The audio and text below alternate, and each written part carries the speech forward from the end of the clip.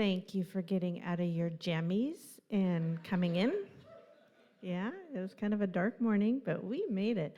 I think of us when I looked at that candle as we are the light and the love, and I can see it in your eyes when I look around. So glad to see you here today. We have a guest speaker, Carolyn Cruso, and yes. You heard a little taste of her music, and the talk title is Trickster Archetype, so that should be interesting. And music ministry today is Kate, Debra, and Marcia. Thank you. We gather in prayer. We gather as one to join in the momentum of positive desire for one and all, where we desire peace. We practice peaceful thoughts. If we desire love, we love ourselves more consciously so we can share love more fully and deeply. For greater kindness, be kind, and ripples of kindness will expand. Collective prayer for waves of love, peace, and kindness are mounting now as we focus and create the desire. Let us envision our world held in wavelets of love, peace, and kindness for all people on our lovely planet. If you have someone special in your life who you would like to hold peace, love, and kindness or healing for, hold them in this collective desire. Now see yourself showered with the same desire for peace, love, and kindness. Sending blessings is divinity in action, and so it is. So now I invite you to move into a softer, easy, gentle time of meditation.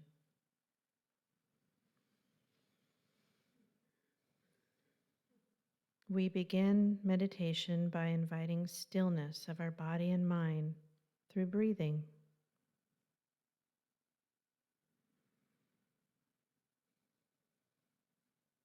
Take a few slow, deep breaths.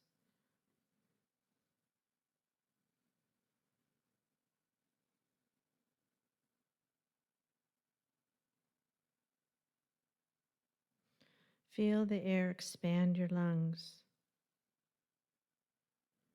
and how the air is warmer as you exhale.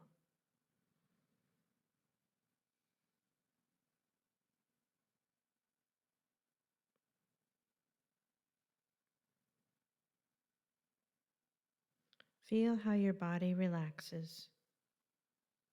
Deep breath in, slow breath out.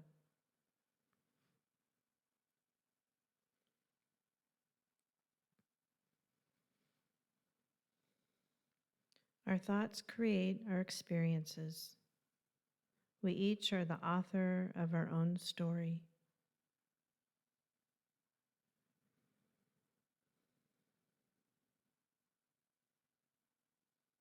When you pay attention to your thoughts about yourself, do you like the story you are creating?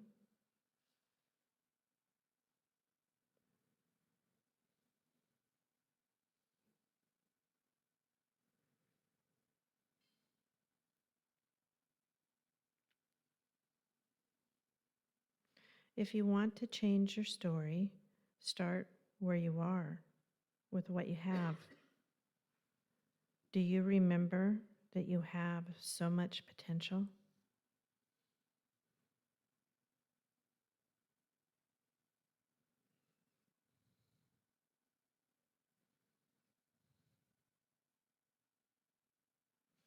Each of us grows, expands by being curious, asking, what if?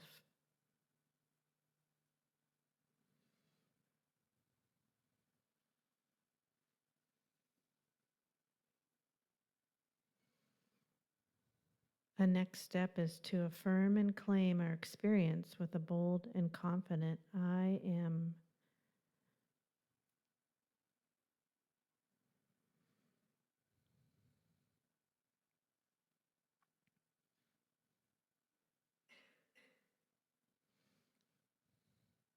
Sit with these prompts and then let the bowls guide your thoughts and feelings. My health, I am. My relationships, I am. My finances, I am. My willingness to learn, I am. My capacity to love, I am. I seek joy, I am. My spirituality, I am.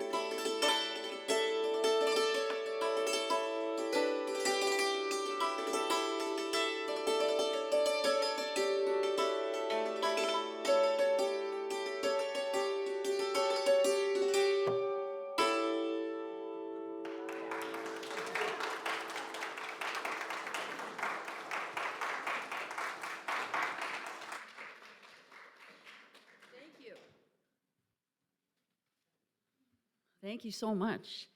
That was a piece called New Joe Clark, and it's my modern take on a traditional Appalachian tune called Old Joe Clark. And Old Joe Clark is quite a character. He doesn't play by normal rules and conventional behavior. And there's a song written about him with many verses, and a couple of them go, Old Joe Clark, he had a house 14 stories high, and every story in that house was made of chicken pie. And another one is Old Joe Clark, the preacher's son. He preached all over the plain. The only text he ever knew, though, was high-low jack in the game. So this is a good tune to segue into this talk topic for this morning, which is the trickster archetype. And I'll just say that quite a few years ago, I became really fascinated with this concept of the trickster archetype, and I began doing some research and having wonderful conversations with friends, with strangers. Synchronistically, books came my way, some songs with lyrics, some instrumental pieces came, and this talk evolved as well, which I'm sharing with you this morning. And I'm just gonna start with like the definition of these words, archetype, trickster, and the etymology. So I'm sure you're already aware, but we'll just start with the fact that there are several dominant archetypes that we see in art, mythology, psychology, religion, like the hero, the wise man, the mother, the devil, the child, the teacher, the trickster. And Webster's New World Dictionary lists two definitions. The first is the original pattern or model from which all other things of the same kind are made, or a prototype. And the second is in Jungian psychology, any of several innate ideas or patterns in the psyche, expressed in dreams or art as symbols or images. The formalization of this concept goes back as far as Plato, and the etymology of the word derives in part from the Greek root arch. So that conjures up a potent image of that bridge that connects two things, oftentimes two dissimilar things. And so if we relate this back to that second definition, the joining of our unconscious experience with our conscious world, and the bridge being those indirect types of things such as images and symbols and sounds even, which help us to be able to understand and describe things that can't be intellectually comprehended or rationally explained. So, and also an archetype, or a bridge, I should say, can symbolize transformation. You're going from one way of being to another, one form to another. And archetypes can help lead us on this somewhat uncomfortable path towards change, but it certainly is, while it is uncomfortable, it's also amazing. So we could say that archetypes illuminate our inner world and mystery to some extent without diluting the awe that we feel, which is important, because if we just kind of look at things straight on and dissect them, we sort of kill the magic. So instead, we let these like indirect forms surround us and infuse us. And as a result, we are informed and enriched. So Jung's own definition of archetype was innate universal psychic dispositions. Innate universal psychic dispositions that form the substrate from which the basic symbols or representations of unconscious experience emerge. And he says that these representations can vary a fair amount in detail, but they always maintain their basic pattern. So it's a very universal thing, and he says it's an instinctive trend.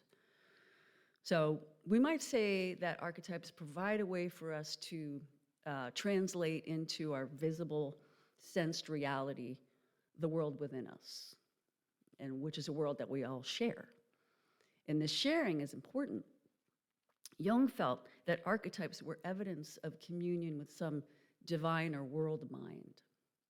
And I know that's something that I want to be doing on a regular basis, communing with some divine or world mind. So the trickster archetype in particular is one that, say, if you lived on the plains, you would be very familiar with, because the Native American people from that region have a strong trickster figure known as Coyote. And in fact, a lot of us, when we think of the word trickster, we immediately think of Coyote. And sometimes they call him the old man as well. And besides being involved in stories of outlandish antics, he's also included in some of the creation stories, like the making of humans from clay. And if you grew up like I did with Saturday morning cartoons, you were introduced to Wile E. Coyote, right? That prankster who was always trying to do away or do in his foe, his opponent, the roadrunner, and usually ended up at the butt of his own pranks. But it turns out that we find tricksters in cultures and mythology and religions all around the world. So usually they come up as like a god or a spirit or an anthropomorphic animal. And he, usually is male, but sometimes female, and able to shift genders, plays tricks, disobeys normal rules of behavior, doesn't follow conventions. Sometimes they do this in a mischievous and playful way, and sometimes in kind of an outrageous and malicious manner. But in either case, the tricks are often unintentional, and there tends to be positive effects. That's the funny part. So one of the things that we find with the Trickster archetype is that there's contradiction. So there's foolish behavior and there's cunning behavior at once. And the Lakota people had a tradition, and they may still have, I'm not sure, but they did have a tradition of the heyoka, or the contrary, someone who's an actual person in the community whose role was to do things backwards, inside out, upside down, opposite.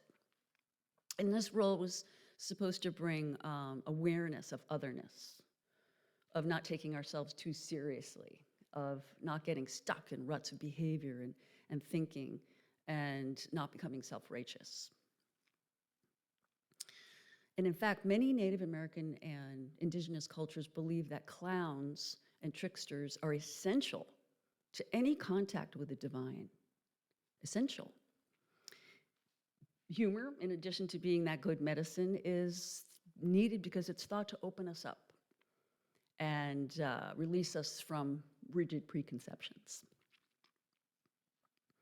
So while we work with this archetype, we learn that we can experience something sacred through different ways, like upset, reversal, surprise. A good example of that is the story of Greenberg, Kansas. I don't know if you've ever been there or you know about them, but they experienced a terrible tornado quite a few years back, and they got devastated. I mean, it was really bad. So when they were able to sort of, climb out of their storm cellars and out from under the rocks, dust themselves off, get together, look around, say, oh my goodness, what are we going to do? They recognize, well, it's not like we're going to be repairing anything. There's nothing to repair. And so we have this opportunity to start fresh. So we're going to, let's build green. Let's use green materials. Let's build these buildings so that they're properly insulated and we can heat and cool them efficiently and effectively. Let's use alternative forms of energy like the sun and, yes, the wind. So in honor of this kind of, again, contradictory force that they experienced that was devastating, but also gave them new life, they have multiple sculptures of tornadoes around the city. All right, so that kind of really just encapsulates the whole concept. So again, when working with this archetype, we become open to life's multiplicity. Things aren't black and white or right and wrong. Instead, they're multifaceted, multidimensional, and richly complex. And along those lines, let me read to you a little bit from this book here from Thomas More, Soulmates.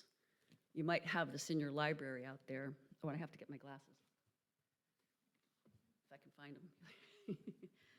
And this is one of the latter chapters in the book. It's called The Pathologies of Love, which is an interesting title name, isn't it? He says, pathos is one of those great words like logos, eros, dharma, and Tao. It cannot be defined, pointing like them toward mysteries of infinite range and profundity. The ancient Greeks used the word pathos to denote emotion, felt experience, and even the impact of the divine on human life. We find pathos in art, especially in music, and it's a good idea to have these uses in mind when we consider a more recent, less aesthetic use of the word in medicine and psychology, which is pathology. That sort of use that means like, oh, it's sick, you're sick, it's wrong, it's ill. Dictionaries define pathos as suffering, but that definition is both limiting and misleading. When we feel the impact of life, as when someone close to us dies, or a powerful love strikes us unexpectedly, or when significant change occurs in our lives that, we didn't have any control over, we call the impact of that experience suffering because it jolts us, it disorients us and causes the pain of not knowing what the future will bring. But from a less subjective point of view, the pathos is the visitation of something angelic, fateful, or preternatural. If we were to take into account the ancient religious use of the word, we would have to describe a psychological pathologist as one who is concerned with the disturbances of the soul owing to divine intrusion. I just love that phrase, and I'm going to say it again. Disturbances of the soul owing to divine intrusion. In examining the pathologies that frequently accompany love, we might think of them as tremors associated with profound shifts of fate and reorderings of life and personality. And pathologies of all kinds are usually disruptive and painful, but as we have seen, they can also be viewed as opportunities for significant movement of soul.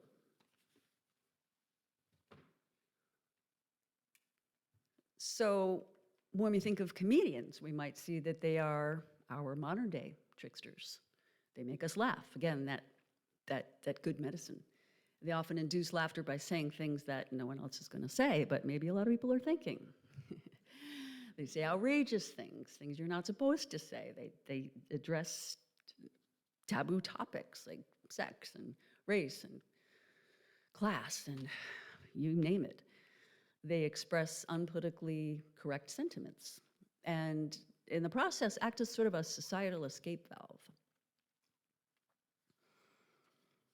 So sometimes Trickster is a culture hero. So like Prometheus or Raven, our Northwest Native American trickster figure, again, Coyote, they do things like they steal fire from the gods to help humans. And sometimes they're, as I mentioned before, they're included in the creation stories or even are the creators. Trickster, or I should say God as trickster,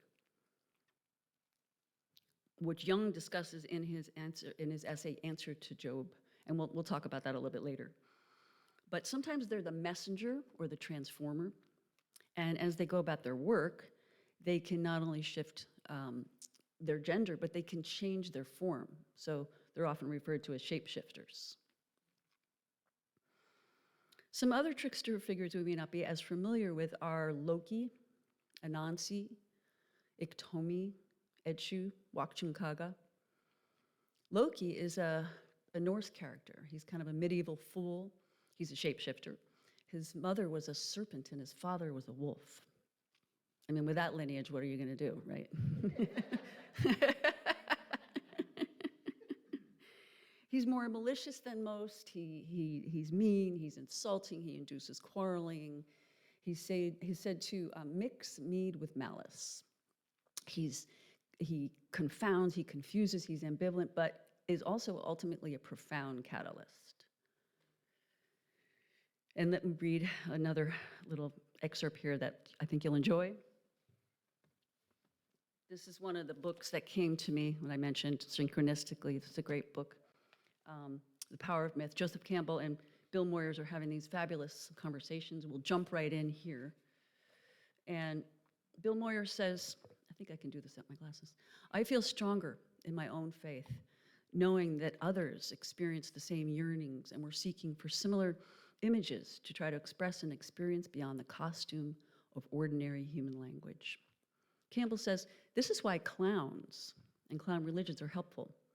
Germanic and Celtic myths are full of clown figures, really grotesque deities sometimes. This makes the point that I'm not the ultimate image. I'm transparent to something. Look through me, through my funny form. Moyers, there's a wonderful story in some African tradition of the god who's walking down the road wearing a hat that's colored red on one side and blue on the other.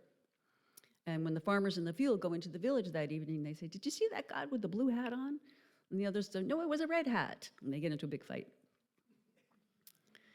Campbell says, yes, that's the Nigerian god Echu, the Nigerian trickster god Echu, I should say. He makes it even worse by first walking in one direction, then turning around and walking in the other direction, changing the hat around. So they get into another fight that night, and then they're finally brought before the king for judgment. And the trickster god shows up, and he says, "Don't blame them, I did it. I did it on purpose. I meant to do it." Furthermore, he says, "Spreading strife is my greatest joy." Moyer says, there's a truth to that. Campbell, there sure is. Heraclitus said, "Strife is the creator of all great things." Now, Heraclitus was a kind of a weird dude, but there is some truth to this, right? Something like that may be implicit, Campbell says, in the symbolic trickster idea. He says, in our tradition, the serpent in the garden did the job. Just when everything was fixed and fine, he threw an apple into the picture. Because no matter what system of thought you may have, it can't possibly include the boundlessness of life. So just when you think everything is perfect in the way it should be, trickster shows up, and you get this change and becoming again. You can view it as an opportunity. You're certainly not going to be able to remain stagnant with this energy, right? So it's kind of it's funny, but it's intense too, right? So Echu is an African god, and there's a Yoruban version of the god who they have him as a monkey figure. And in one of the stories, this monkey figure, Echu, outwits the lion, and the lion is representing an authority figure. And Echu uses language like more figuratively and in code, and the lion only understands literally. So Echu's using language, the same language, they both speak the same language, but he's using it on a different level. So lion misses the clues and the hints, and he falls prey to the ruses. A similar story belongs to Wachumkaga, who is a prominent Winnebago trickster. And he's in the form of a rabbit or a hare. And of course, I have to interject here, I can't help but think of another modern day trickster in the form of a cartoon character, Bugs Bunny. And he certainly challenged the authority figure that Elmer Fudd didn't really represent, but tried to represent. Wachumkaga is also related to the African-American trickster figure Brer Rabbit. And Brer Rabbit also uses clever language, and in rebellion tries to deconstruct a oppressive society. That's good work, right? We want to definitely deconstruct those oppressive societies. So the idea that cleverly manipulated language can subvert a restrictive hierarchy. And when you think about it, the whole 60s movement was kind of a generational trickster motif. So another character is the spider, Anansi, also another West African trickster figure. And sometimes that name is shortened to Nansi, N-A-N-S-I. And then in African American stories and dialect, it's anglicized to Aunt Nancy. And Anansi is similar to Raven and Crow in that he's a culture hero and a mischief maker at the same time. And his central story is that he tried to get God to give him the stories and the wisdom contained within them. He wanted to share that with the people. So God says, all right, I'll give you the stories, but first you've got to go get these creatures. And we often see that in mythology and in fairy tales, like there are these tasks that need to be accomplished before something can happen, like a kind of an initiation of sorts. So he had to gather a python, a leopard, and a swarm of hornets. So, Anansi is a trickster. He's going to use tricks to get the animal. So he challenges the python to see whether he's the longest in the jungle, and then he ties him to a branch with his measuring string. He tells the leopard, I'll help you out of that pit, which of course Anansi dug, by using my webs, which quickly ensnared rather than freed.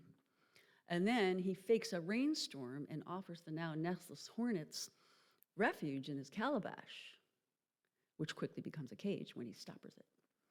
So he, through all of his little tricks, he got the animals. He goes to God. God says, okay, you did it. I'll give you the stories. So Nancy heads off with the stories, and he's thinking to himself, and he says, maybe I won't share them. I think I'll hoard them for safekeeping. So he starts climbing up a tree with the stories in a calabash, and it's kind of awkward going with this, bulky container. And eventually it falls and it breaks.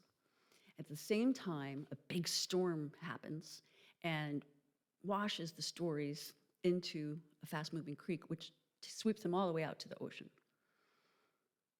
So it's, again, a trick that backfires, because instead of hoarding the wisdom, it was dispersed even more widely than he had originally intended. Some of the research I did showed that the research that actual scholars had done, showed that when the trickster was female, which we mentioned earlier is not that often, or imagined through women, that there is less buffoonery and more sophisticated humor.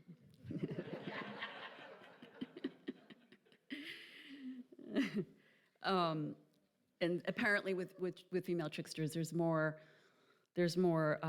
attention paid to societal transformation, environmental awareness, but there's always subversion at the core. Another great book that came my way during this period of time where I was on a quest to learn more about trickster archetype is Paul Radden's The Winnebago Trickster Cycle. Again, back talking about Wakchunkaga. And as the title suggests, as the story comes around and around again, it evolves. Not the creatures, but the characters evolve. So Hare or Wakchunkaga originally starts out as beyond the pale in his behavior. He breaks every taboo. He has literally no self-preservation mechanisms, but he always manages to emerge relatively unscathed in the end. And as the story keeps coming around and around, he grows up, he learns, he evolves. And at the end of the book is a pithy essay by Jung called The Psychology of the Trickster. And I'll just discuss and quote a little bit of that here, because like I say, it's pithy. So Jung associated the trickster archetype with the shadow.